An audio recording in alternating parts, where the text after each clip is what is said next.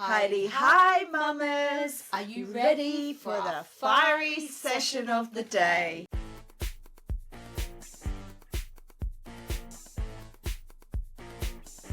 Hi everybody! We are in December!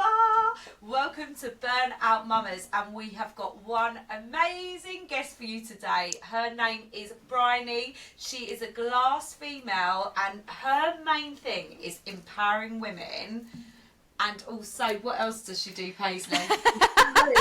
Right. What does she do? Don't you coach high performance leaders? Is that right? Yes, so I'm a high performance coach, but what that means really is I help people really perform well, confidently, feeling good about what they're doing. So I work with a lot of women, mums, women leaders. It's usually not the confidence that isn't there. It's usually that they just need to feel good in the spaces that we're in, because sadly we still live in quite a male dominated workplace.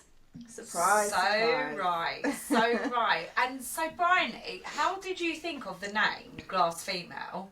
Do you know what? I was having lunch with a friend and we were kind of co-working, and I was messing about with consulting at the time, and we were just throwing words around, and I was like, glass ceiling, like smash the glass ceiling, and I was like, no, that's been done before. Like, I was having a play around on Company's House, and then the glass female just came about. My husband thought it was awful. He was like, you're going to shatter glass? I was like, yes.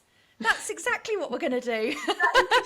Women are going to lift them ceilings. I always thought it was really powerful, you know. Yeah, and I've grown to love it. I think it is what it is now. Yeah. So we have got you on because we believe in the women's world you're a fantastic addition. So do you want to tell us about what you do, how you work with other women?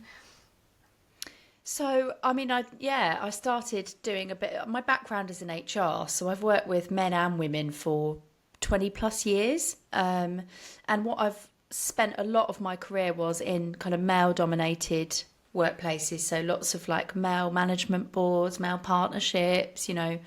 And I noticed, I think, when I came out of that and started working for myself, how much I changed just by being around other women and learning like how to use my voice and becoming more confident. And I trained to be a coach. So my coaching really centers very much on communication and confidence.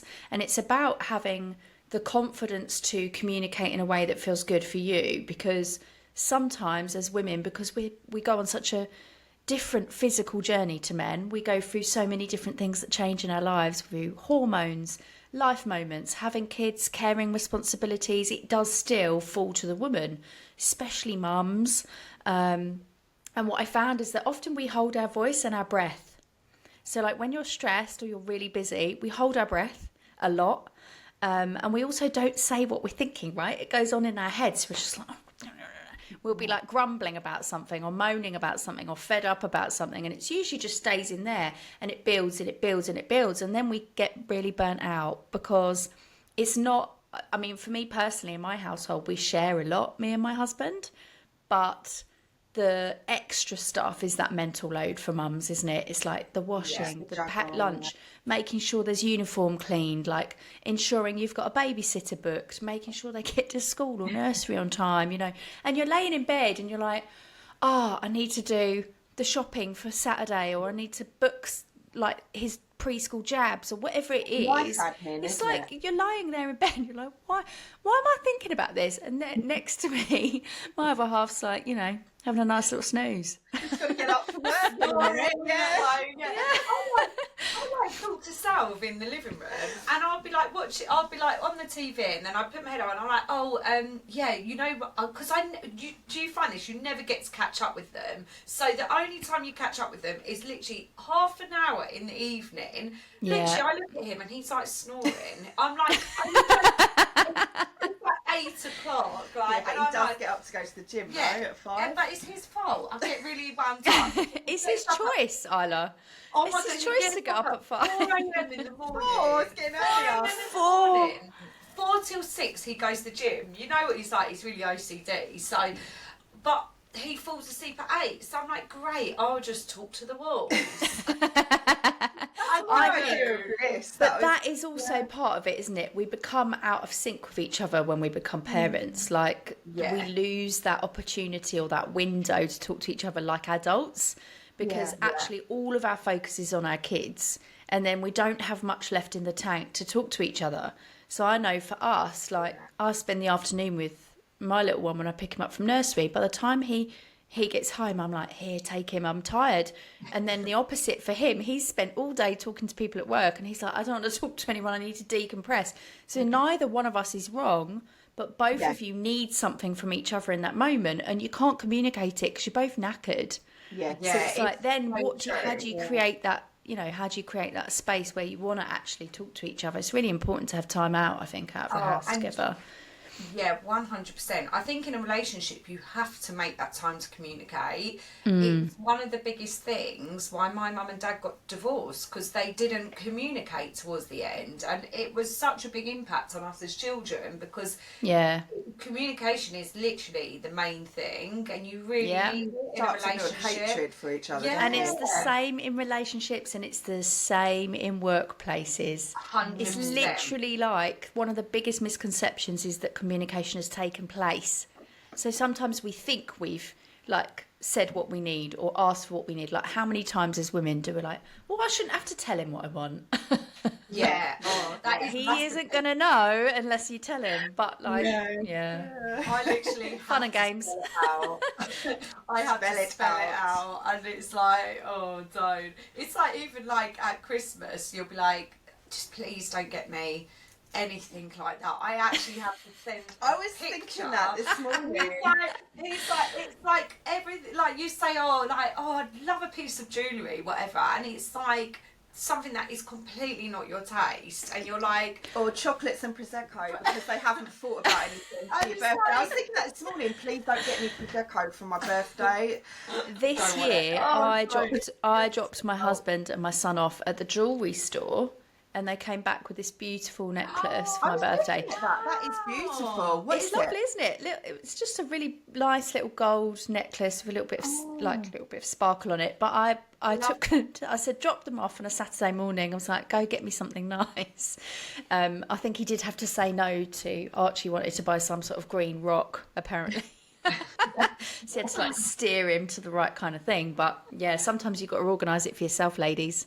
I know, literally do. Oh, don't. So with confidence, I think it is a massive thing that goes with you throughout life, work, everything. And we've been talking a lot in our podcast about vibrations, having high vibration and that high energy, and going with that is confidence, to let good things come in.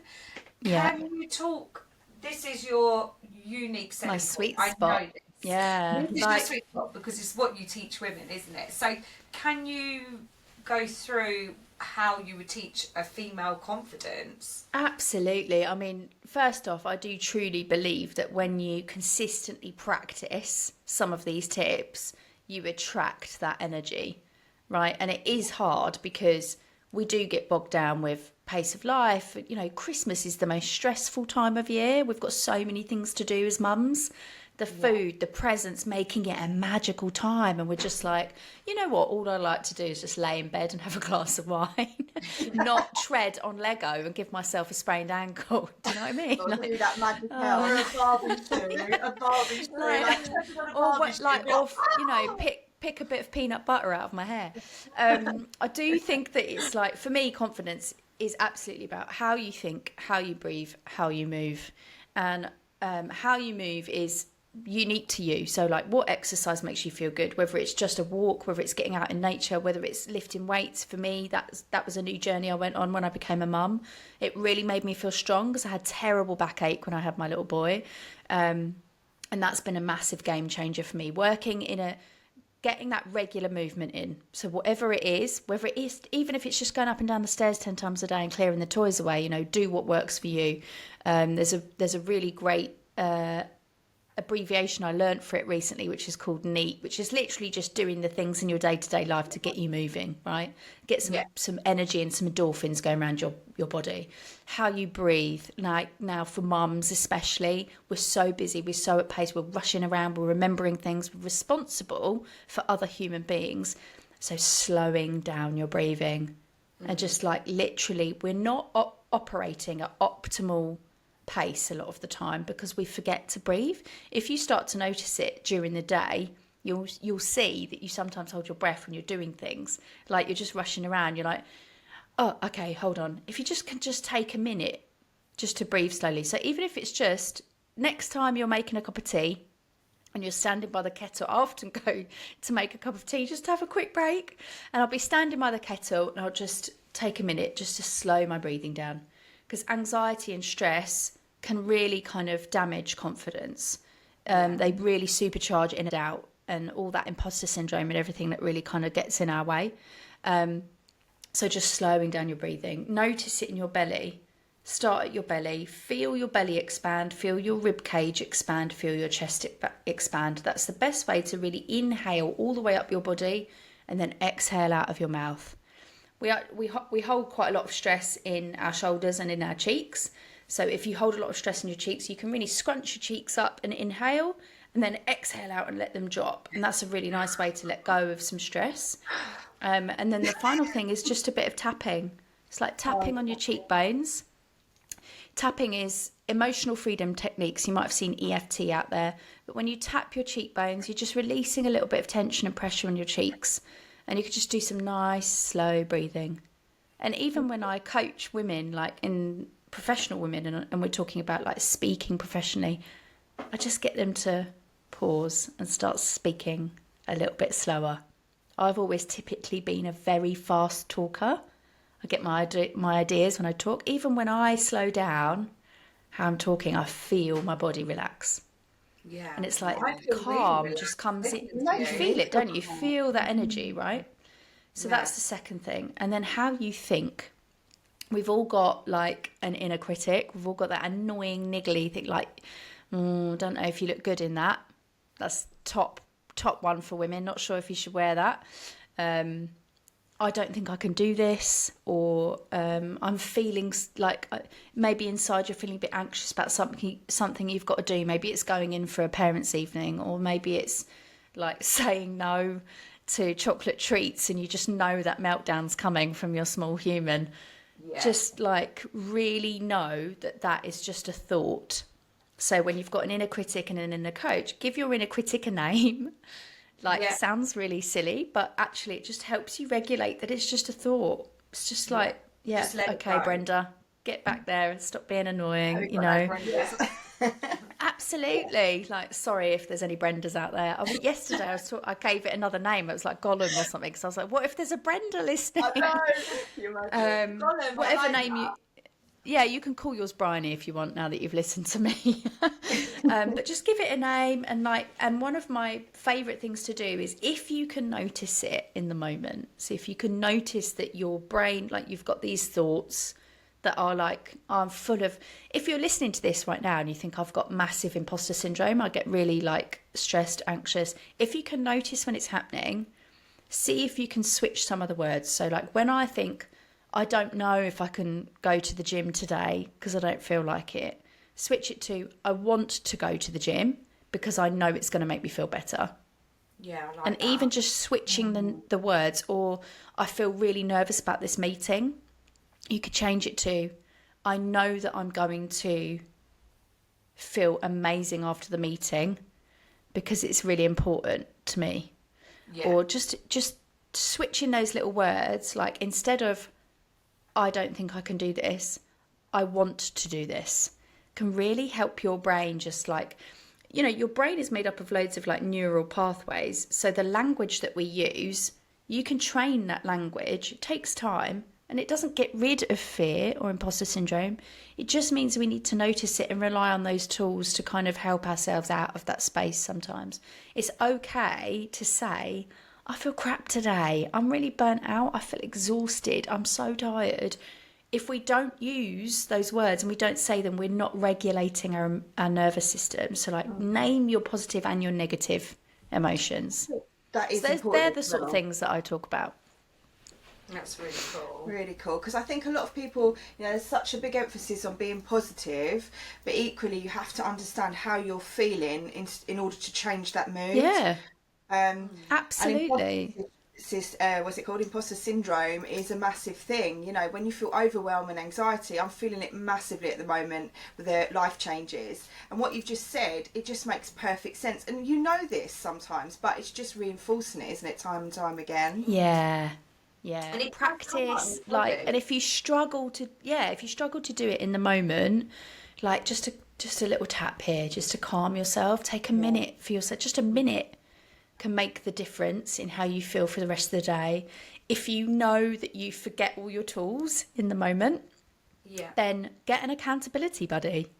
Get someone like, I'm really struggling right now, and get them to remind you of the things that you like doing. A really lovely one that I use in the workplace is when we've done a session, especially if it's with like stressed team or like they're really kind of high performing and they're under pressure a lot, is we'll schedule an email for a month's time from their inbox. So they'll send themselves an email, schedule it for a month's time, and then they get an email that comes to them and says, have you practiced this lately? Wow. It's just a nice reminder. That's a good idea. So we can do it as a reminder on our phones or something, I suppose. Set an alarm for like the end of the week that just says, can you breathe today? I mean, there's some amazing apps out there that you can use. I use the 5-minute journal. I've turned all the notifications off because I think we have so much, don't we, on our phones now. They're a mini computer. But just if you can check in, like I don't do it every day, but if you can check in and just answer the questions, for me, that really helps me get a bit of perspective sometimes. Yes. And we're all human. Be kind to yourself. Yeah. So obviously you're doing what you're doing. What made you decide to start your own business as a mum and not go back into the corporate world?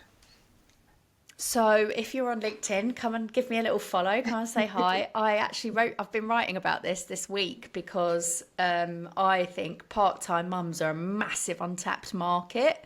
There's so much talent out there that if you could just get some part-time mums from 9:30 till 2:30, like you've got really committed, powered up women that are capable. The female lead and Peanut app have just done some research on it and showed like how much talent is out there. And this kind of returning from maternity, we avoid job shares, we avoid part-time work, but actually there's loads of great talent there. When I had my little one, sorry. I was going to say, you're pushed into, when you've had children, that if you want to go back into that corporate world, I used to do a lot of work in London, it's either got to be that 8 till 6, so who's going to pick up the children? Then it's going to cost more money to put them in childcare. Then why have children if you're going to stick them in childcare the whole time? I mean, everybody's got their reasons, but it is so hard if you still want to work, unless you start your own business up. You've got to kind of try and create something that works for you, hence why we started this, you started your business. But that's what I mean, if you pull all those talent pool together, laughing. We're not dead. It's a massive untapped market of exactly. And if anything, I feel like we're better once we've had kids because we just get stuff done quicker. You have to. You're just like yeah. So that's exactly why I set mine up. I needed some flexibility. I think there'd been a little bit of a scratch to do something different, to like run my own business, but for sure I wanted to be able to work, but not be bound by this kind of corporate life of sometimes 7:30 to 7:30. Like I can never do that now. Yeah. It's so tough. I think, and in that corporate world, there's so much pressure, isn't there? Yeah, there's a huge amount of pressure, and like when you have got all of those extra things as a mum, like that pressure going hand in hand with that is like a quick, fast route to. And I think there's a lot of women that do manage to achieve it, but I don't agree that you can have it all. You have to outsource. Yeah. Right. So to have it all on the surface, it's like, well, if you're going to work lots of hours and you're going to have children at the same time, let's be real, you're going to need a cleaner. You're going to need someone that can come around and sort your house out, your laundry, I'm not ashamed to say that I sometimes send the laundry out. Oh, I'd love to. I'm going to buy a robot when they come out for house cleaning. They're 30,000 with Tesla. I hate it. I hate the house. And the robot can tread on the Lego. Oh, God, yeah. Like, oh my God. Oh my God. And it takes away from your creativity and brain power. That sometimes my partner will say to me, what have you actually done today? Like, and it's like, well, it's not because I'm not doing manual work. I'm using my brain to think about business strategies, but they just don't get it. No. What have you done today? It's when they're babies. What have you done today? I've literally changed about 30 nappies. I've put about 4 different groans in them. I've literally put the kettle on 4 times. Money. Still not made a coffee because I've put the kettle on 4 times. I've ran back out, ran back in. Like, this is what I think for mums. You actually need something to focus on, because if you've got something to focus on, it's so hard. How do you feel about? Yeah, how do you feel about the poo chat on Burnout Mummas? In what aspect? In our house, I swear to God, there are days where I haven't gone for a poo, and my husband walks in and says, "Oh, hon, I've got to go upstairs. I've got to go toilet," and I'm like, literally desperate. Yesterday, no, they'll disappear for an hour. What are you doing? Like, to avoid being 45 downstairs. minutes. They're up there having a really leisurely poo. Yesterday. Yesterday when I got home, while I am sitting, we were at I've got a 4-year-old looking at me. Mummy, what are you doing? Mummy.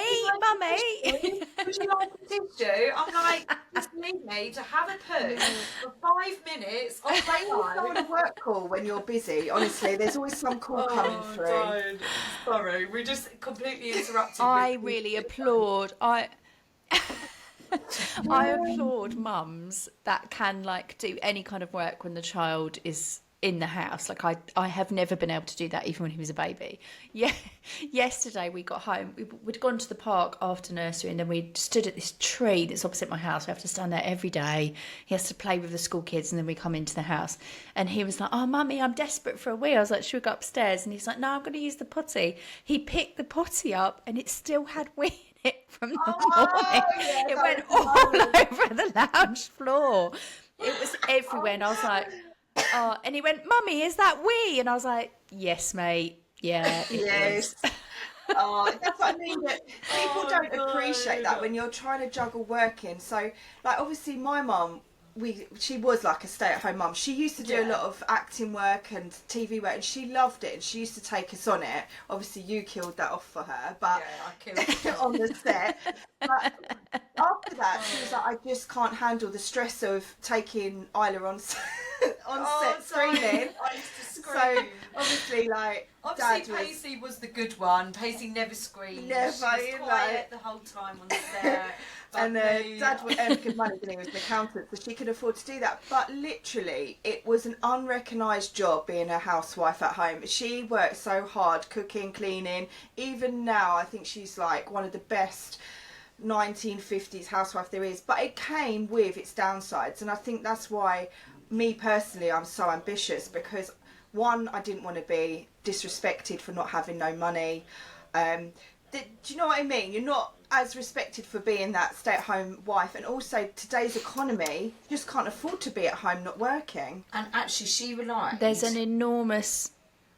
Sorry, she relied on my dad so much. Yeah. So when they did divorce and she was on her Respect, own, everything. she had to start a new life, and she didn't really know how to do things. She didn't know how to like use the internet. The internet, like to even pay bills, because my dad did all of that. But all her love just went into us and bringing us up, which I don't think is a bad thing, but equally she let another side go that took away her independence. And confidence. Confidence, massive. We still value, I think, financial contribution over anything else.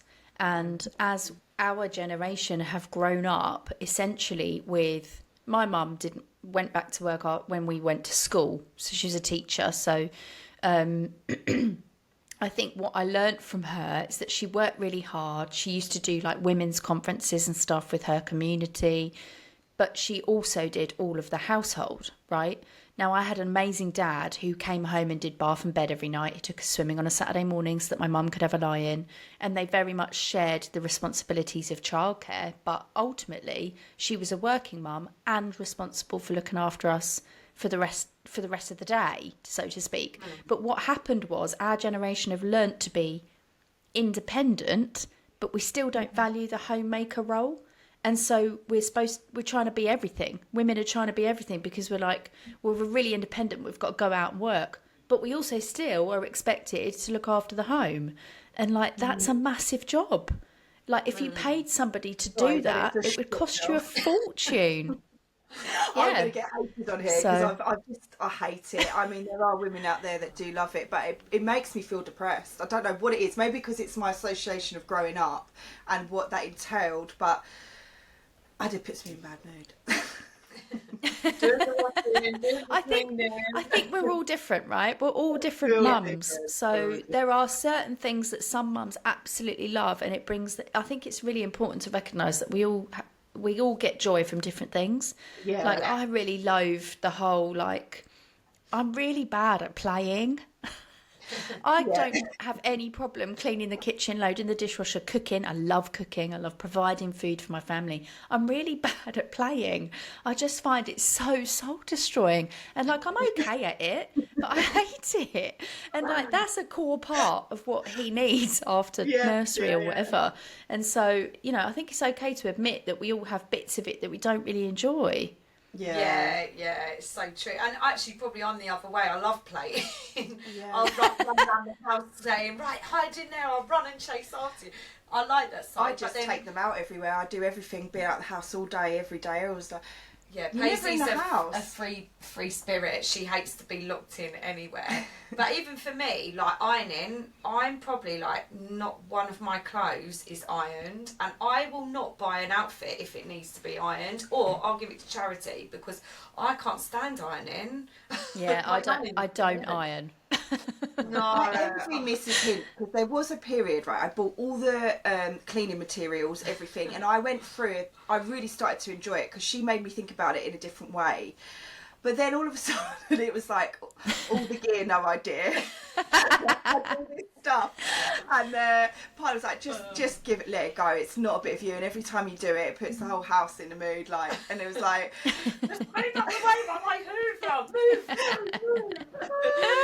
put that on the side. I just polished it. I do clean and I make the beds and everything. I just would rather be doing something else with my time, but it's part of life, isn't it? Chores. Yeah. I always envisioned myself being rich enough to have a cleaner and a cook, but it's not happened yet, so we're still here. Yeah, it is going to happen. It is. That would be so nice though, wouldn't it? If you had someone that just made... I would like the cooking bit. I would just like somebody to take care of, like... My mum said to me recently, I was moaning about the washing, and she was like, you just need to do one load a day. I was like, Mum, like, this is relentless. Like, once a day? Are you taking a mick? So now, once a day in the morning, I like check, put a load on, you know. It never goes away. Never goes. Never. Which is why every now and then I treat myself and send it out. There's a company called I Hate Ironing, and I put it in a bag. They pick it up. 2 days later, they drop it off. But obviously, I can't do it every week. Yeah. How much are these things? Like... I don't, because sometimes I just do a service wash. So literally, they take it, they wash it, they drop it back, and it's folded. Like, it's amazing. Just do it on the little app. They pick it up at 6, drop it off 2 days later at 6. It's incredible. I'll tag them on the video. I'm going to have to look into that because I think even that would free up 2 hours of your time. Because my dad always treat yourself, ladies. Yeah, be on my Christmas list. But my dad always taught me time is money, and it is so like, especially if you're in business and you're working business and children, you've just got to have. For me, I still want quality time with Iona, but I still want my business. I still want to run it. So everything that I just don't want to do, I will just we've give become to other like people. men. I feel like we've become like real men thinking. Like I don't think we have. I just think that in order to... So there's a guy called James Clear, and he talks about Bunsen burner theories, right? So if you think about an oven with the gas rings on it, and like if you turn them all up, it gets too hot. It's exactly the same for us. So we've got like work, family, health, social life, relationships. If you turn them all up, it's too hot, it's too much. So if you just think about seasons of your life, and that sometimes you've got to turn one down a little bit to turn the other one up. Yeah. So it's just a really nice way to think, because I don't think that you can get complete balance. I think you need to just sort of blend them and just think about, sometimes, like for me, September, I knew it was going to be full of events. So I was going to have less time with Archie. So I like really intentionally set out time in the following 2 months to spend with him, because I can't always have both. There's no way I can do both.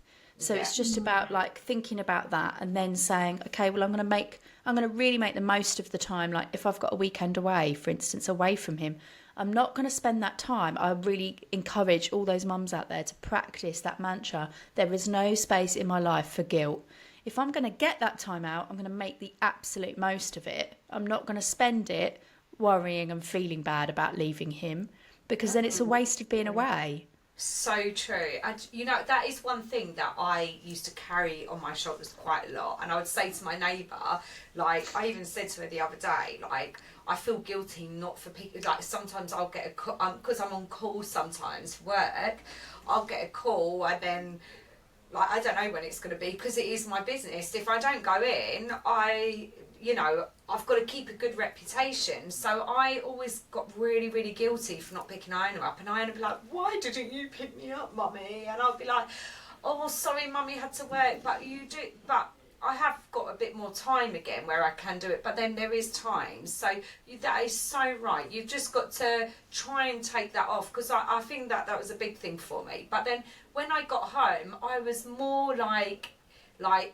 I'm going to make Into this it. time up. I've got an hour. I'm going to make this time up. I'm going to play with her. And I think that's more like...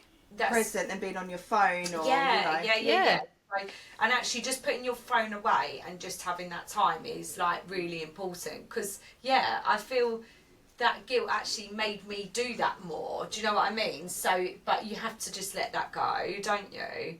100%. I'm actually practicing that whole like putting your phone in another room and stuff, like so I can be super present with him when I'm with him, and then maximize the time when you... Yeah, absolutely. I think the other thing that I was thinking about as you were talking is we women grow up like apologizing. We're always like, I'm so sorry this is late, or I'm so sorry for... Oh, sorry. No, you take it. No, oh, I'm so sorry. I'm really trying hard at the moment to notice when I do it and not apologise, because I haven't got anything to... And I try to ask myself that question. Have I got anything to apologise for here? No. Okay, so I'm not going to say sorry. I'm just going to do the sentence that comes after it, because I think we're so deeply programmed to like please everybody, and there's, we've been programmed to think that women have to be a certain way or look a certain way or do certain things, and everybody's got an opinion about it. You only have to look in the news. So let's stand in our power and be who we are and not apologise for that. Isn't it? I think a lot of children have that power when they're little. So Sadie's a very strong character, and I was so deeply shy growing up. I was very very different to how I am now, and I've learned a lot of confidence obviously through the dancing, performing arts, and just life things as we've gone along. But she keeps apologising at the moment, and I said to her, stop, you don't need to keep apologising, you're doing the right thing. And I'm really worried that as you go through life, that confidence is going to be taken away from her, because she's a very strong character. And I keep saying to my partner, this is her, we've got to embrace it. Don't keep trying to take that away from her, because her self-esteem is so important in life that she's going to need it growing up. Unfortunately, yes, it's a bit of a hard world out there, and you need that fight in you to keep your boundaries there, don't you? Yeah. Everybody has different characters as well, so you've got to embrace that. And actually, I've just been listening to a lot of Deepak Chopra at the moment, the seven spiritual laws of success. I love it. And he was like, you've come on into this world. He said he's got children, and he said one thing I taught them, which is, I just loved it. He was like, you do not need to go out in this world and make money. You do not need to label yourself as anything. Your thing on this life is to find out what your talent is. And he said, now my children are working in, like, they got degrees, they're working in the top, they're really financially happy, because they found out through their life what their talent was. That's so so we're true. all given like different energies, different characters, but everyone is given a talent, and it's how you use that talent and serve others. Like, and you'll always be happy, and you will always earn the maximum of whatever you want to earn, or if it's earning nothing, but at the end of the day you can't buy happiness. So he said 1000%, yeah. And you're He's so like, just got to we find are the out. sum of everything that we've experienced and learned, aren't we? So I Yeah, think 100%. I was really lucky that my parents basically used to say to me for my entire childhood, we don't mind what you do as long as you're happy.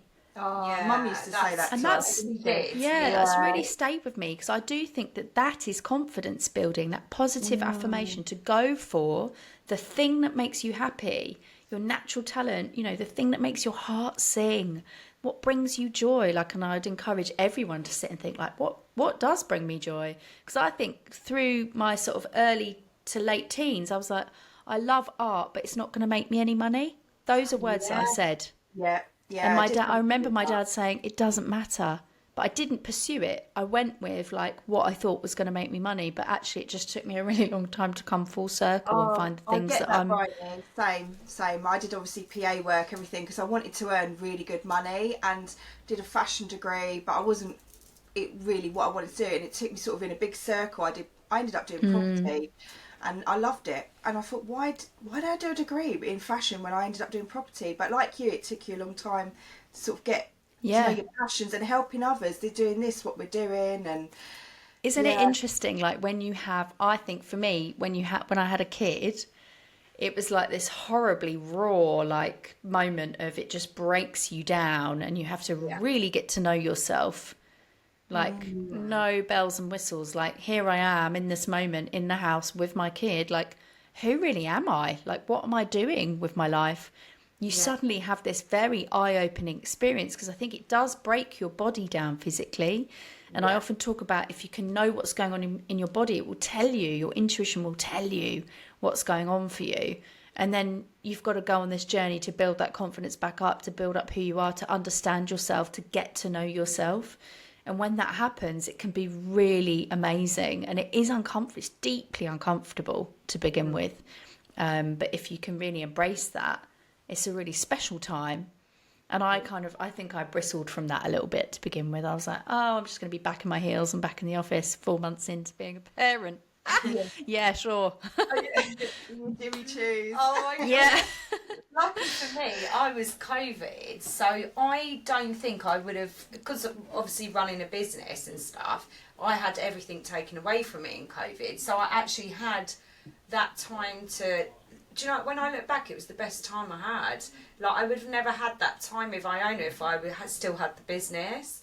Yeah. Like, You were sunbathing pregnant in the garden. I loved it. But I always, at the back of my head, was worrying. Do you know? This is a thing in life. Actually, I always plan stuff, and what I'm learning on my journey is detaching myself from the outcome, because I've always planned what I'm going to do in my life. And when I had Iona, I planned to have the business running and making money while I stayed at home and brought up Iona. That didn't happen. I lost the business. I had to start it all up again over COVID. I was very close to shutting it all down because I lost everything. And you girls know, I was selling Body Shop, I was selling perfume, because I was so like anxious, but that wasn't my talent. And I'm more like aware of that now. My talent is always to perform and give and, nurture children in that way. But at that time I was selling Body Shop because Bills to pay I as lost well. my head. Yeah. I lost my head, and I was so worried about money that I let money take over like everything else. And I'm really learning now to detach myself from like a lot of the outcome. So what I planned in my head was this was going to happen. I'd have a baby, happy days, bills would be paid, da da da da da. didn't happen, we were really financially struggling, it was completely the opposite. And that taught me, that was a life lesson that taught me. That was a real life lesson, and and I'm realising it now when I look back. It was a really tough time mentally for my mental health, but it taught me a lesson, and I can really like thank that time now. Yeah. Yeah. I think I was probably slightly similar, but in a different way. I think you go through those experiences where you do lose something, and that is the point where you think rock bottom, like, what am I going to do? But it's often the point that when you look back, that's the thing that taught you exactly what you need in the moment, exactly how to pick yourself back up, exactly how strong you are, like how resilient you are, how you're going to like keep going. And I think we are afraid sometimes of taking risks, but actually sometimes when we take those risks, that's when we learn. Or if they happen inevitably because of circumstances or whatever, you know, keep going, because there's always going to be some light that comes from that. Yeah, definitely. It's just, I think, not quitting, isn't it? I really, no, I've never had a tattoo. And lately, I don't know if it's, I really want one that says, never give up. And I've designed it in my head with my children, the world's your oyster, all the positive things. And I was like, I've never had a tattoo. I'm like 42. Like, now it's time. I actually text Rachel the other day. Funnily, you said that. And I said, do you fancy getting a tattoo? No, I created we're in my gonna head. We're going to get 22. Because we're born on the 22nd, we're going to get 222 because it's apparently the numbers of the angels. And she's born 22nd, I'm born 22nd. Iona and Blake are also born 22nd. Wow! Yeah. Ooh, spooky. So yeah, we've always, through being young, our lives have always been parallel. It's very weird, but yeah. So I said, so maybe you can come with us. Would you like a tattoo, Bryony? Absolutely. I'm not going to get the twos, but I really would like, I'll give it some thought. I'm about to share on a podcast what I was thinking about, and then I was like, I'll probably change my mind. You know what? Let's do it. I just want one of my wrists under my bracelet. It's very fine line. I've drawn it in my head, but I don't know if I'd regret it. That's the thing, because I always change my mind. I mean, I've already got 2 tattoos, ladies. Have you? Yeah, I had one when I was 16. I was an absolute rebel when I was about 16 to 24 years old. I look at some of the young entrepreneurs now and I'm blown away. Like, I did not have my stuff together at that age. I was too busy going crazy. Definitely not. And I had another one when I moved abroad, and my mum had been diagnosed with cancer, and I remember like having that conversation of like, shall I come straight back home? I'd only moved away for like a week. And she was like, no, there's nothing you can do. And I was just like, so we went through a bit of a kind of family period. And then I had a big Arabic stamp on my back that says strength in Arabic. I love that. Oh, Yeah. That's really It's just a reminder, isn't it? It's a reinforcement. But yeah, okay. Can you, Bryony, to finish off our podcast today, can you do a breathing exercise? Because I've done a breathing exercise with you before and I think it's so powerful. I know some people may be listening in the car, so maybe play this back when you're back at home, but Bryony is amazing and her voice is so healing. I love it. No. So, do you mind? Of course. Yeah, we'll absolutely. So if you are driving, don't close your eyes. Yeah, don't close your eyes. If you're, just let's do a nice kind of calm breath. So if you want to, there's a great abbreviation. It's called FOFBOC, which stands FOF, feet on floor, bum on chair, uncross your legs. Okay. Make sure that the breath can go all the way through. Yeah. If you want to, you can hold your hands, your palms up, which just signifies like openness, vulnerability, being open to the day, to the energy, and let your shoulders really drop. We often hold our shoulders up, so just let them drop. And if you want to, close your eyes, take a nice deep inhalation in through the nose. No farting, all right? Sorry. And out through the mouth. No farting, Paisley. Oh, sorry. It's okay to laugh. I'm taking a deep breath in now. I don't smell farts. All right. I'm not sure how calming this is, guys. All right, we'll get back into it again. Sorry. All right, so nice deep inhalation in through the nose and out through the mouth. as you breathe in through the nose, check for any tension in your brows and your jawline. And just allowing your face to relax, your shoulders to drop. And imagine as you're inhaling, your tummy expanding, your ribs expanding, your chest expanding, breathing all the way up. And exhaling out through the mouth. Just imagine that breath going from the top of your head all the way through your body, through your shoulders, all the way down into your hips, into your legs, through your knees, into your feet, really grounding yourself into this space. If you want to, you can imagine it like tree roots, really going down deep into the floor, really holding your body in this space. And then imagine that breath coming all the way back up through those roots, into your feet, your legs, your knees, into your hips. Inhaling up through your tummy, your ribs, your chest, and exhaling out through the mouth.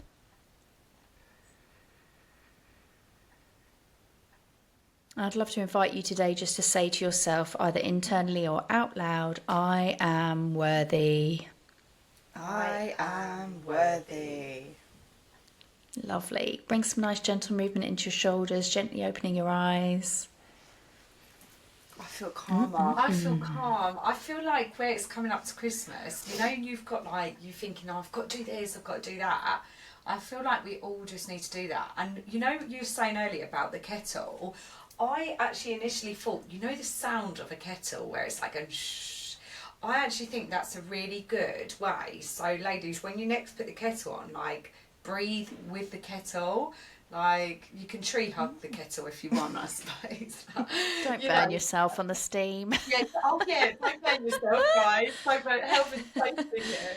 But actually, I think that was a really good thing of just taking that time out, because it's like days like coming up to Christmas as well. And then, God, I've not even started wrapping yet. I've just keep ordering stuff on Amazon and it's piling up. Because we're going on holiday. So I've said to my children, we're having an experience this year. So I'm going to limit the presents and the clutter that we're just trying to get rid of. Yeah. But I don't think you need to put that pressure on yourself, do you? You can just create a Christmas that you want to create. Yeah. It's really tough. Families are complicated. It's really hard to put your own needs first. So if you can, make space for yourself every morning just to breathe for like a minute or two while you stick the kettle on. Like bare minimum. Make it. I love the statement, make it easy. And make it easy for yourself. That should be mine, I think. Yeah, if something's getting in the way. Yeah, if something's getting in the way, if something feels really heavy, make it easy. What small little change can you make just to make it easy for yourself? Be kind to yourself. Talk to yourself like you are your best mate. Yeah. I love that because, that is me. Everything I've done in life, I've gone I want the most money, but the quickest, easiest way. It's never going to happen. You have to be Easy. happy within yourself for that to come. Like that confidence. Make it easy. I feel like doing this with my shoulders, rolling them back. Yeah. Everybody roll your shoulders like Jane back. Fonda. I love it. I need one of those like 80s aerobics dance classes in a swimsuit or something, don't I? Yeah, I love a bit of that now. I think one podcast we should do. Oh gosh, the like. I think one podcast we should do like bit of hands in exercise, the air, hands in the air, like Mr. Motivator. Do you remember him? I love him. I love it. I love it. Maybe we could do it at one of your retreats, Isla. Wait, I'm the worst, because when a guy wears like one of them tight costumes, I just can't help it. I just look at their penis, like see how big it is. I can't help it. So listen, Sal, but like It's all out there. It's all out there when they wear those tight. It's like cyclists that you see that are just like standing next to their bike, really proud, like a peacock, and I'm like, yeah, we can see it, mate. I went to watch a ballet the other day, and I love dancing, but I couldn't stop looking at his bulge. Like, and you know when you're like there, you're like, Isla, just watch the ballet. Stop looking at the bulge. Stop looking at the bulge. Just look at the ballet. I don't know. I'm just like, oh God. Oh, that's made me think of what's that? Magic Mike. On a good note, ladies. Leave you with Magic Mike. We'll leave you with Magic Mike for Christmas, girls. We love it.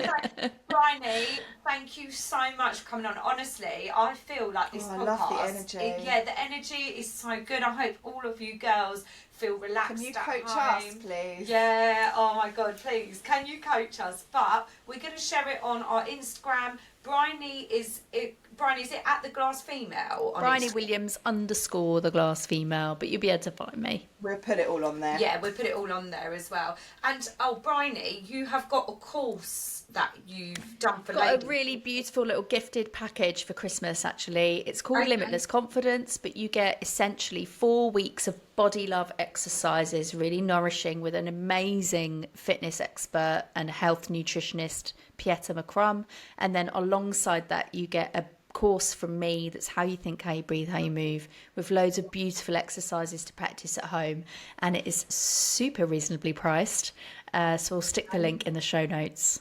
Yeah, amazing. Thanks, Bryony. I love that. And if you want some coaching, Bryony is #1 coach to us. We love her. All right, love you, Bryony. Thank you. Lovely Christmas. Have a nice Christmas. Bye. Happy Christmas. Bye. Bye.